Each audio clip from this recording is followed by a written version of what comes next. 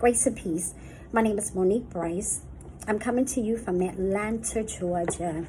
I'm here to give my homework assignment or give the last assignment. Is there any evidence that Jesus existed outside the Bible? Now, during my research, I found a lot of people. I found about 7, 8 people.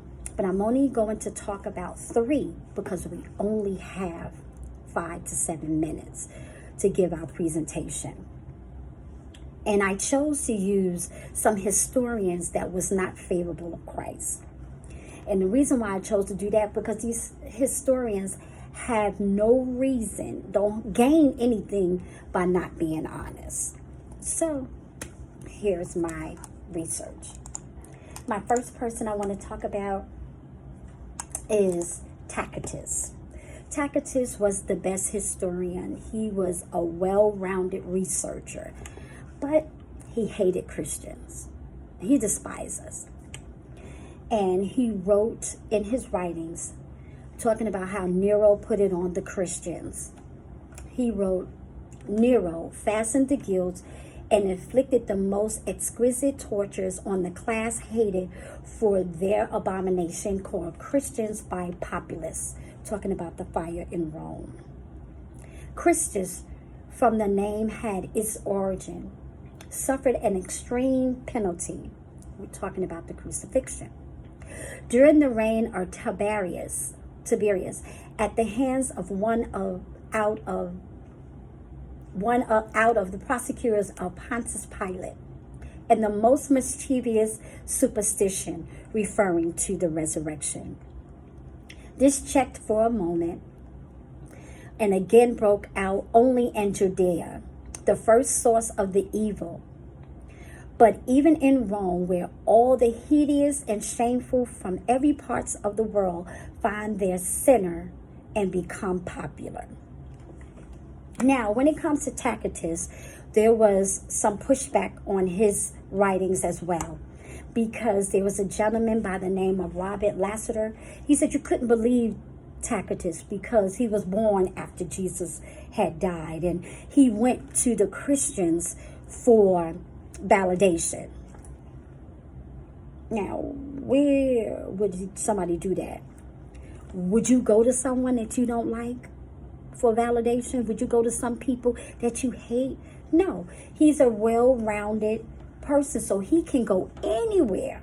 And he have gone to any and other people because he's going to kill the Christians. But at the end of the day, he didn't deny that Jesus existed. He just didn't believe in Christianity. Now we have Josephus. He was the 1st century writer. He too was a non-member of the Christians, and he was not a fan of the Christians. He wrote a 20-volume book called the Antiquities. Probably pronouncing this stuff wrong, people. And I'm not going to read it all because we only got 5 to 7 minutes. But in his 18th book, Unit 63, 64, there was some stuff that was added in brackets because they felt that the Christians was adding to it, so they put it in the brackets. And the reason why it's in the brackets, because the things that was said in the brackets, they saying that he wouldn't say it because he was Jewish, so he would never say Jesus was Christ. But even if you take those brackets off, you still get the main idea. The core of the message is that Jesus existed.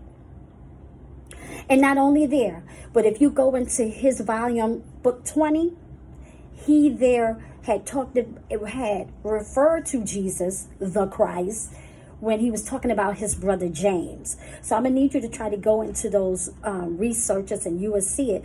But he never said Jesus didn't exist. Okay, and then my last person is Pliny the Younger. Pliny the Younger, he was a governor, and he would kill Christians at the drop of the hat. He had no problems with killing Christians. He couldn't stand them. And the Christians, to him, they were like an evil superstition. And he wrote to the emperor stating, Christians were singing responsibly a hymn to Christ as to a God. And he's talking about how they're going to be talking. I'm paraphrasing. They up there singing to somebody and he dead. Okay, whatever. But this showed the early worship of Christ. Plenty tried to get the Christian to denounce their faith and to just reject Jesus. He wanted them to curse Jesus, because plenty believe you cannot curse a God, but you can curse people. Think about that. That means Jesus was real. So in my closing, in this research that I had with all these researchers, they all acknowledged that Jesus existed. They even given an outline to Jesus' life. They let you know that there was a man named Jesus. They gave you the place of his ministry, whether it was in Galilee or Judea. They gave timing to his ministry when it was during Pontius Pilate time. They even talked about his brother James. They talked about his repetition, how he was a miracle worker. He was a wise man, a teacher. They even talked about the death, the crucifixion, and they even showed the involvement of the Roman government and the Jewish leaders being a part of it.